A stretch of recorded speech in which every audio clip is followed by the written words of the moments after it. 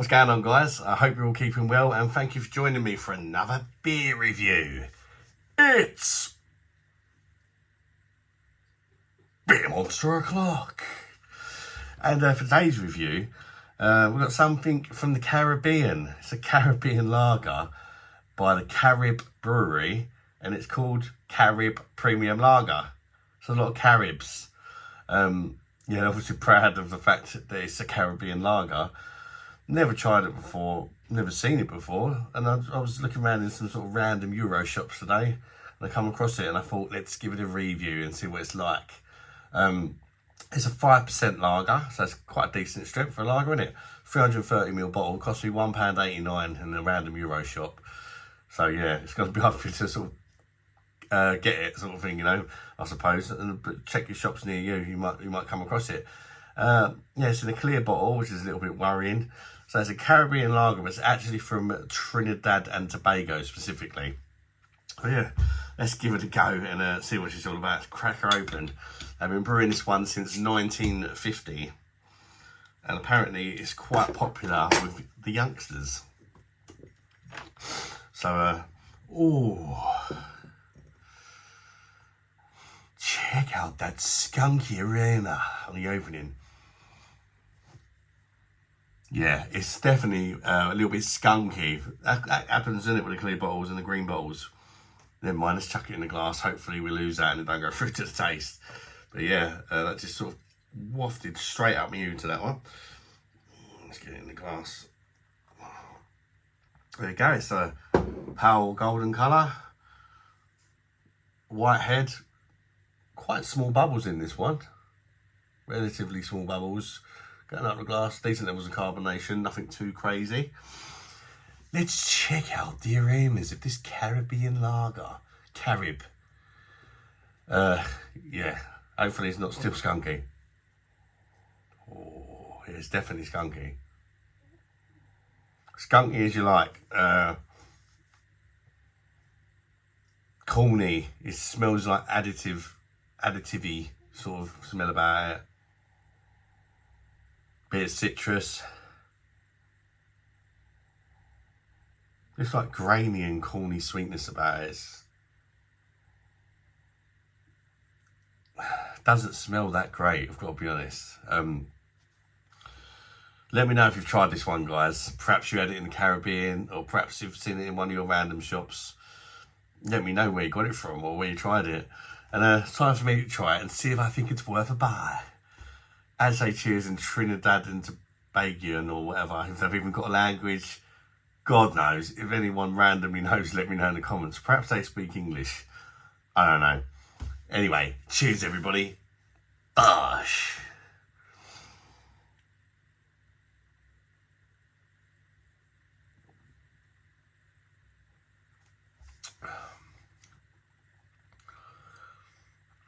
Well, it's not awful.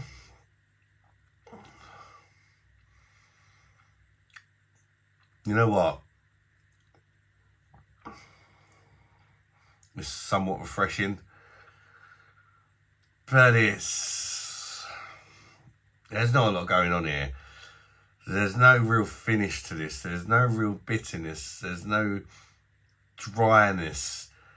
I can see why it would appeal to the younger sort of person in the Caribbean, I suppose, because there's nothing really to it. It's quite sweet. Youngsters like sweetness. They don't really like bitterness. There's no bitterness going on at all that I can really detect. It's just got that sweet, grainy,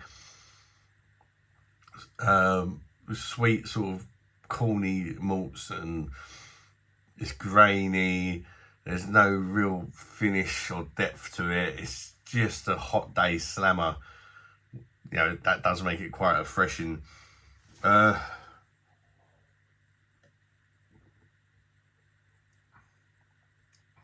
Thin-bodied.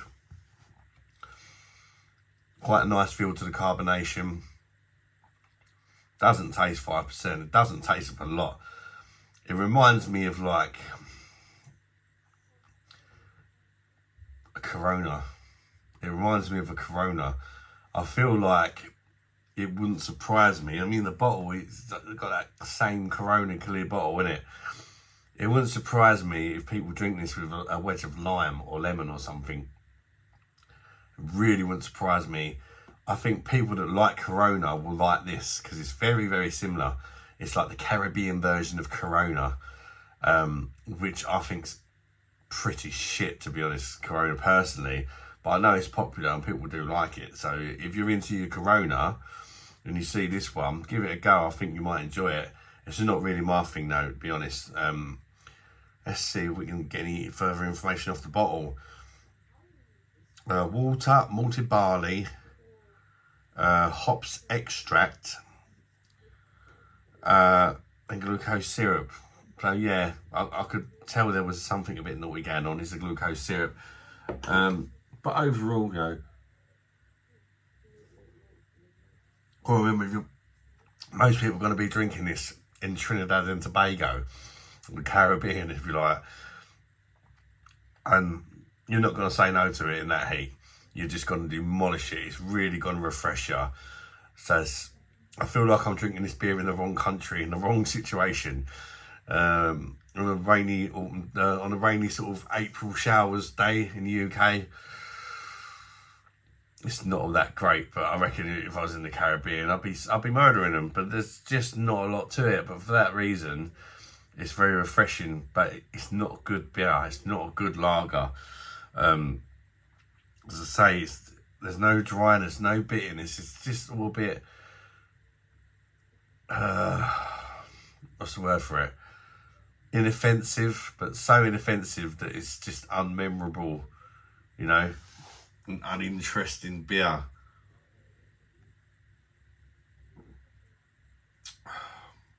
But a very easy drinking beer. It's like flavoured beer water or something like that, you know. Got a bit of lacing on the glass and that, surprisingly. Because it is somewhat smooth. How do you really rate a beer when there's not a lot going on? It didn't taste horrible, I'll give it that, because it didn't taste like bugger all. I'll give it a 5 out of 10, I suppose. You know, would I buy it again? No, but if I was in the Caribbean, I'd be all over it. You know, call me right down. Then you can session the arsehole out of it because it don't really taste like nothing. You know, it's even perhaps a little bit watery. I wish it had a bit of a bitterness on the end or something, or the crisp dryness to it or something, but I'll give it a 5 just because it's drinkable. Thanks for tuning in, guys. Smash the like button if you've enjoyed the review and consider subscribing to the channel. As you're watching this, I'm going to be on holiday, so yeah, there won't be many reviews this week, and sadly, I don't think I'll be going live on Friday unless I take my laptop away with me. I'm not sure yet. Anyway, till the next one, people. Bye-bye, darlings.